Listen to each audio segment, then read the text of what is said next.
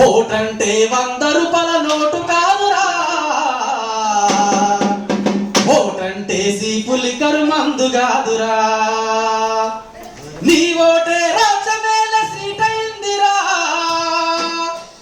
దాన్ని నమ్ముకుంటే మన బతుకులు ఆగమౌనురా. ఓటంటే తెల్ల కాగితం కాదురా, ఓటంటే కంప్యూటర్ బటన్ కాదురా.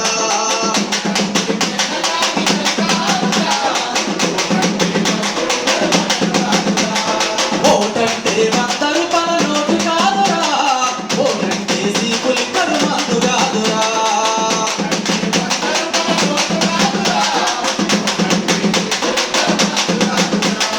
నీ ఓటే రాజ్యమేల సీట్ అయిందిరా, నీ ఓటే రాజ్యమేల సీట్ అయిందిరా. దాన్ని నమ్ముకుంటే మన బతుకులు ఆగమౌనురా. ఓటంటే తెల్ల కాగితం కాదురా, ఓటంటే కంప్యూటర్ బటన్ కాదురా.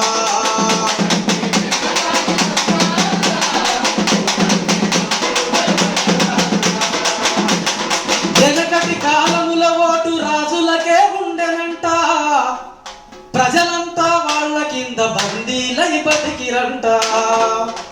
ఆ చీకటి యుగములోన అంబేద్కర్ పుట్టెనంట, ఆకలి అవమానాలను అధిగమించి నిలిచెనంట.